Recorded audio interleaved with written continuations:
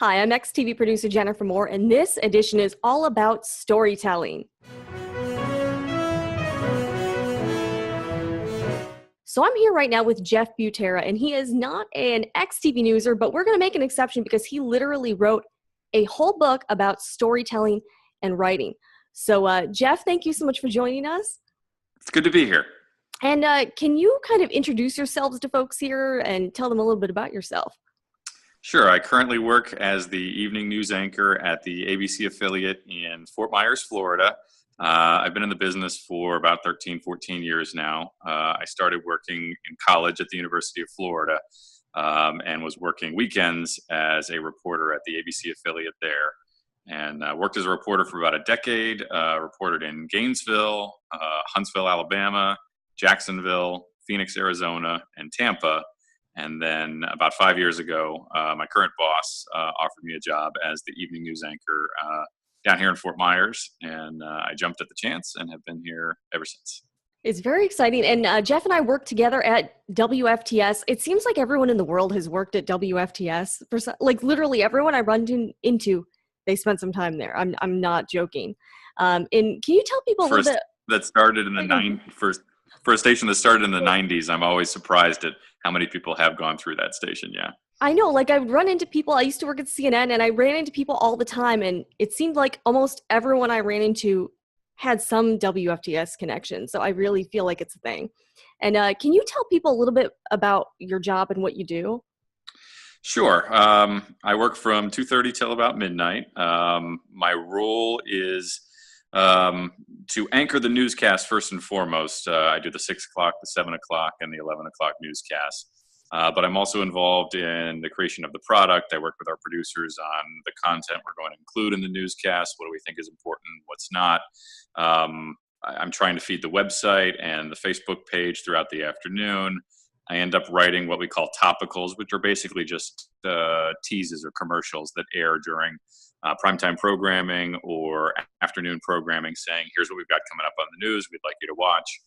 So I'm in charge of that. And then I'm turning stories, usually a couple here and there. I like to do at least a few for the sweeps months, which are 4 months out of the year where we really look at ratings very hard. And then stories here and there, just trying to continue to do some reporting as well.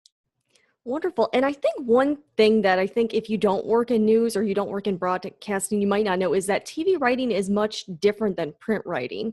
And how did you develop your writing style? Well, through practice and through education. The University of Florida has a wonderful program, so it started there. They were very focused on making sure that we understood how to write for broadcast, write for either radio or television. And as you said, it's a very different discipline than writing for a newspaper, simply because your words are not going to be read; they're going to be heard. So you're writing for the ear. So it started there. I read a very good book called Write Like You Talk when I first started, which was written by a guy in Denver named Ed Sardella, who was the main anchor at KUSA for many years. And about 10 years later, Ed came to me and said, Jeff, I'd like to retire my involvement in the book, but I'd like you to keep the book alive. So we made a deal, and the book stays alive, and I've rewritten it in my words, and it now exists in that form today, hopefully for young people who are just starting out in the business. That is awesome. And how did you get to know this gentleman that wrote the original book? So we have a mutual friend, Linda Levy, who is my agent. She runs the NWT Group, which is a agency for people in our business. She worked as a producer for Ed many years ago in Denver, and we met, and I became one of her clients. And she said, "You really should read this book by Ed, who I know very well. I recommend it to everybody who's one of my clients. I think it'll help you." And that was 2005. I had just started in my career. And read the book. And then when Ed decided he wanted to retire his involvement in the book, he went to Linda and said, who do you think should continue it? And my name came up, and we had a conversation and kind of found a mutual agreement on how news should be done and how writing should be done. And that's how we came to the deal. That's a really neat backstory as to how you became involved in this. And what struck you about the book when you read it for the first time? I think the most important thing is in the title, which is Write Like You Talk. You can connect to the viewer when you talk like the viewer. We always preach a conversational writing style, and it's something that, as simple as it sounds, unfortunately does not happen very often in our business. We work on very short deadlines. We have an enormous amount of TV to get into a half-hour show, and because of that, we work very fast. And sometimes we don't spend a lot of time on the writing itself, and we develop bad habits, and we develop sort of our own language, if you will. If you listen to a TV newscast, I think so often you're going to hear things and think, that's not how a normal person talks. Nobody says that in real life. Why are they saying that on television? And it's because it's sort of shorthand for what we're doing in the TV news business, and it just gets copied, and it's this circular progression where it just keeps getting repeated and repeated and repeated. And the problem is, I think it sets up this wall between you and the viewer, and they can't connect to you, and you can't connect to them if you're not going to speak their language. What are some maybe common pet peeves you have about certain TV jargon? Cliches, number one. You'll hear cliches all the time. Lucky to be alive. Just around the corner. Things like that, which are always kind of silly. What about you can say, as you can see behind me? Yeah, there's a little more utility to that one because you are sort of directing people where you want them to go. But yes, that does get said quite a bit, to be sure. We talk about cop speak too, which is kind of a different animal, but law enforcement speaks in a certain way because they feel that's the way that they should speak, which is fine. But they too are not speaking like normal people would either. And what ends up happening is we copy the law enforcement speak into our story, and there's no obligation to do that. As long as you're telling the same story that you're getting from your sources, it's fine to translate that. I can give you an example.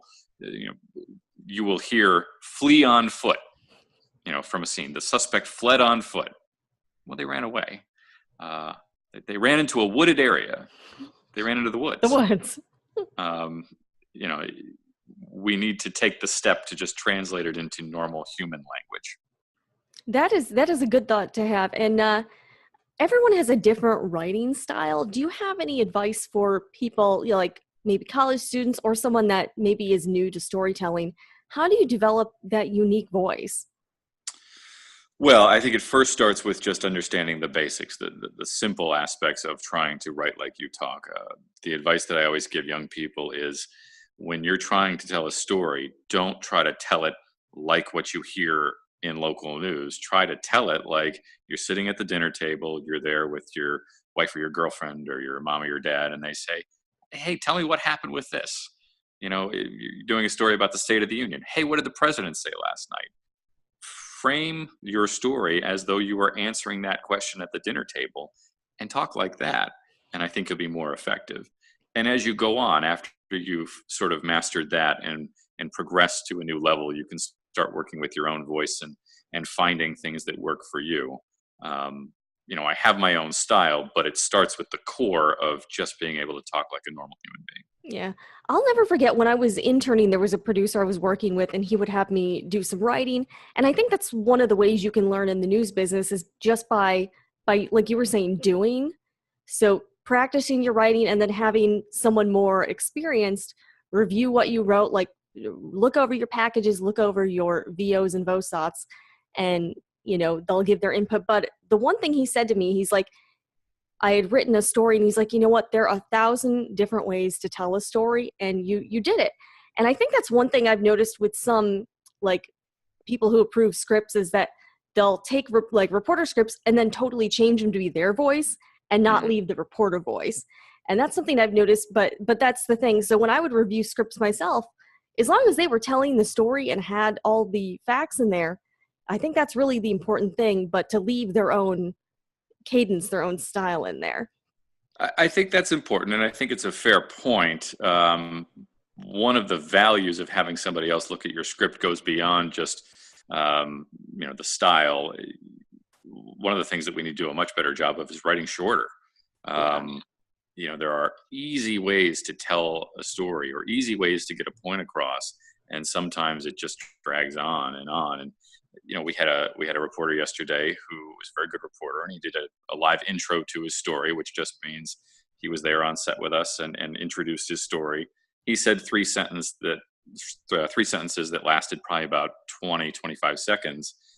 And I went back with him afterwards and I said, let's talk about how we could have said this in a much more succinct way. And the reality was we could have gotten through it in about 7 or 8 seconds. Yeah. And that's an obligation. That's the point. Yeah. That's an obligation you have to the viewer because they're giving you their time. Don't waste it. Just tell them the story, get to the point. And yes, you can add some style and that helps to maintain their attention. But the more you can get into a newscast, the better you're serving the viewer. And you don't need to continue on when you could have said it much shorter. And for people watching that might not understand some of the news writing terms, can you kind of walk people through what like a VO is, what a VOSOT is, what a package is? Because Sure. I think that's something that people, like if you don't work in the business, you're just, and I didn't realize at CNN, they call packages donuts. And that was a term I had not really heard before. So, and even from newsroom to newsroom, it sometimes varies. Yeah, it's basically just a shorthand for some of the things that we do. Most of them are acronyms. VO just means voiceover, and all that is going to be the anchor who's sitting on the desk is going to read something with video over it. A VOSOT is a VO plus sound on tape, an SOT, or a VOB is a VOSOT plus a bite, which is just an interview. You're going to see some video and then you're going to see an interview with somebody adding to that story. A package is usually a minute to a minute 30 of something that was pre-produced. It's got the reporter's voice. It's got interviews with people. You're going to possibly see them out in the field. That's what they worked on all day. That's the bulkiest of the things that we do in our business. Now, do you have any maybe tips for people doing stand-ups? Anything you've learned along the way that might be helpful to folks? Be interactive. Try to be a tour guide. Take people through things. Have a reason that you're on camera. Nobody's good looking enough to just stand there and talk. Have a reason to be on camera. Try to interact with your environment and demonstrate something. Show me something and grab my attention that way. Try to make it different. Try to make it unique. Okay, so let's talk a little bit about social media and YouTube. Obviously, we're on YouTube right now, and there's a lot of people that do YouTube as a job or do it as a very serious hobby, and they create videos frequently on different topics, different niches. And I think whether people realize it or not, what they're doing is writing too, even though they may not have a script. The words coming out of their mouth, they all kind of plan that out and had that worked out. Do you watch a lot of YouTube? I watch a fair amount of YouTube. I listen to a lot of podcasts, which I think have some overlap into that genre. Probably more podcasts than YouTube. And from the YouTube channels you've seen, do you see any like maybe common things people do that maybe they could do better? Like something you could... Well, I think one thing they do well is they don't fall into the trap that TV news people do. I think they talk very conversationally on YouTube, and they talk very conversationally on podcasts because that's what they're used to. They haven't been exposed to hearing other people sort of continue with that TV news language. So I don't think they really have struggles with that.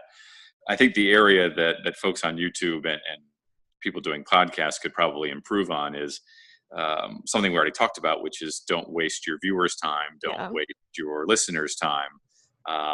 Everything that you're saying at any point throughout a newscast should have a point. There should be value to it. You're trying to provide value to the viewer. And I do think a lot of times when I'm listening to YouTube or listening to a podcast, I'm kind of yelling, just get to it. Let's go. I'm ready. I clicked. I wanted to hear something. And right now you're just chatting without a point. So I think that would be my advice. But look, I don't have any experience in that world. And I may be in the minority when it comes to what I'm looking for as a viewer or a listener, but that would be my advice. That is good advice. And so let's talk a little bit about the book as well. Do you, if someone wants to be a better storyteller, what might they get out of your book? We do have a section on storytelling. The book starts with just kind of the basics. It's written for college students and young people in the business, just to try to form that foundation of writing. But we do get into more storytelling aspects later in the book, how to write that package, how to have an impact on your viewer. The most important things include personalizing your story. The viewer doesn't really get attached to your story until you tell them about somebody who's going to be impacted by it. A good example would be, we've been talking about taxes and tax reform in the country. I think the best way to tell that story is to tell it through the eyes of a family that's going to be impacted by tax reform. Okay, John and Sally make such and such amount of money each year. With this tax cut, they're going to get this much money back next year that they weren't getting the prior year. And here's why that matters in their life. They've got their son, Timmy, and their daughter, Elizabeth, and they're trying to get them through college, and this is money they can put away for that. Or, Timmy needs braces, and now they can afford it, something like that. When you personalize a story, people will feel it in a way that they're not going to feel if you just pop numbers on the screen. Yeah. And so that's really important. Recently, I saw you did a really insightful Facebook post about things you feel the media could do better. Do you want to get into that a little bit? Because I thought it was a really good thing to share. And I'll link it below as well. Sure. I'm a fierce defender of our industry, and I think I said so in the post. And a lot of what you'll see me write on Facebook is, a defense of journalism, because I do think a lot of the attacks on the business are unfair. But the reality is we have to take a good look in the mirror and understand that we too need to provide value to our customers. And there are ways that we are failing in that and need to do a better job of. One of the things that I talked about in the post was digging and researching and finding things out that go beyond the press release that we get. You get the bare basics sometimes from the police department, but you need to go further than that and provide some context to what's going on. For example, we did a story yesterday that I thought we did a very nice job on. It was about a drug arrest in our area, and it was connected to heroin. And the reporter did her job by going beyond that and saying, what's going on with heroin? Because it's a huge problem in Florida where I live. It's become epidemic. The legislature is dealing with it, trying to find a solution. But for the moment, they're not winning. They don't have enough manpower, and they're still debating, okay, do we address this with treatment or do we address this with enforcement? And she did a wonderful job of taking that one little press release that said, hey, we arrested somebody for this, and going beyond and getting the real story of what's going on. She talked to an addict about how hard it is to get off of heroin and talked about some of the ways we've tried to confront the problem. We need to do a better job of getting beyond the basics and finding things out and digging. And that involves work. That involves time, and that involves hustle and getting out of the newsroom and making phone calls and putting in some of the work that needs to be done for us to be valuable. Yeah. And I really liked what you said, tell me something I don't know. Yeah.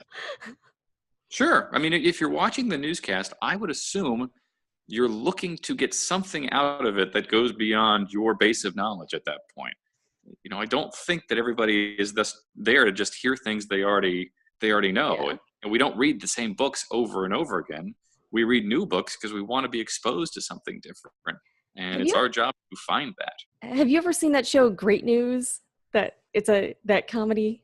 It's on in the newsroom sometimes. Okay. So I've never actually sat down and watched an episode. It's actually kind of funny, but there's an executive producer on the show, and he always has these like one-liners that are like really true to the business. Like he's like, we're really just repeating what you read on the internet 6 hours ago or something. Like, I don't know. That's actually one of the shows I think I find that I can relate to the most on a news level.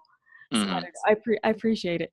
But Well, I think one of the things we have gotten better at, when I first started in the business, what would end up happening is, this was back when everybody got a newspaper in the morning on their driveway. And what would unfortunately happen is that oh, became sort of the story idea area for reporters. You'd come into the morning meeting and, well, you'd pitch the story that you read in the newspaper. And we've gotten past that. And now it's kind of gone the other way because of the internet and because of Twitter and because of Facebook. The exposure to news is almost yeah. instantaneous. If it happens at 2 o'clock, uh, a good chunk of the viewers will have already seen it and know about it before 6 o'clock when we go on the air. But I think that just reinforces that point that we have to go beyond telling people what they already read on Twitter at 2 o'clock in Yeah. the afternoon. We have to provide context. We have to tell them something about that they didn't get from the 280 character tweet.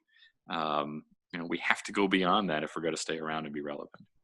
What do you like most about social media and the media industry? As far as I like the instantaneous ability to get something out. I think there's definitely value in that, and it's changed how I consume news as well. When I'm looking for information that I want to know happen, my first place to go is Twitter. And I know that I can find it because I follow the right people where I don't miss anything that happens that I'd be interested in. So I think that's great. I like the idea of there are no time barriers when it comes to the internet and Facebook and those arenas. If there is something to say beyond what we're kind of allowed on television, it can be said. So I like that aspect of it. And for the most part, I like the interaction that you can have with the viewer. I think there's value in that for the most part. But I say that knowing that there are some people who just enjoy the fact that they can sort of try to ruin your life, by having that level of access to you. that is very true. Now, I do want to ask, what is your favorite social media platform out of all of them? The one I get the most out of is Twitter, just because I want to be as plugged in both to what's happening nationally and in my community as possible. And like I said, if you follow the right people on Twitter, I feel like I don't miss anything Yeah. because I'm tapped into everything that's happening, and it does require sort of monitoring what's going on constantly, maybe a little too constantly. My wife will tell you, but that provides the most utility to me in terms of being a news person. I don't. People in our community are more drawn to Facebook. It's a little bit of an older community, and Twitter has not had the penetration into our community that Facebook has. So in terms of interacting with people in our community, that's going to happen through Facebook. So I think there's value in all of them, but I kind of like the shortness of Twitter, just being able to get what I need, and then if I want to go further, I can. Yeah, and I also found Twitter is a really good way to interact with people that you might not normally be able to interact with. Like Sure. sometimes you can get a tweet back or a reply from somebody who might have a lot of followers, but actually sees your tweet. So I don't know. Like I still think Twitter is kind of an interesting place. I think LinkedIn is doing some interesting stuff, and I'm just curious to see where this is all going. Now, I think, and wanted to ask you this. I feel like a lot of the skills we have as journalists, TV journalists, would really translate well into platforms like YouTube. Would you say that is probably accurate? Yeah, I would think so. YouTube is all about the visual, and particularly people in television news understand how paramount the visual is. If you don't have you can have a great story, but if there isn't a visual to back it up, sometimes we won't even do it. We'll just say that's a newspaper story because we don't have the visual to sort of reinforce what we're talking about. So I think that's the biggest thing, is understanding the power of the picture, and that's where that starts. Well, really good thoughts, Jeff. And where can people find your book and find you online? So my book is being sold on my website, www.writelikeyoutalk.com. It's available for $19.99 on there. It's about 160 pages. It includes a workbook at the end where you can kind of practice some of the concepts that are taught throughout the book. There's also a sample section on the website, so you can kind of get a feel for what it is that you're buying with the book if you're interested. And then you can find me on Twitter at ABC7Jeff. And then I'm on Facebook. Just search my name, Jeff Butera, Butera. And you'll find my work page, and if you want to follow that, and feel free to message me if you're interested. Wonderful. And we'll link everything below. And I want to give you the opportunity now, Jeff, to ask this audience any question you want, anything at all. It doesn't even have to do with this topic, because somebody asked the other day, who is your favorite Batman? So it can be whatever you want, or something you want to poll people on. Here's what I would ask, and I would hope that the conversation would try to be constructive and productive rather than where it sometimes goes on the internet, which is to say, what can we legitimately do better in television news that would serve the viewer more? What is it that you are looking for from a local TV station, particularly those that maybe don't watch, that you are not getting? I am interested in the answers, as long as it doesn't degenerate into what it sometimes does on the internet. Well, Jeff, thank you so much. He literally wrote a book on writing and storytelling. So if you're interested, check it out. We will link it all below. And if you are a TV newser or an ex-TV newser and you want to be featured on this show, feel free to hit me up. You can find me on Twitter as well, @XTVProducer, or you can leave a comment below. I'll see you guys next time.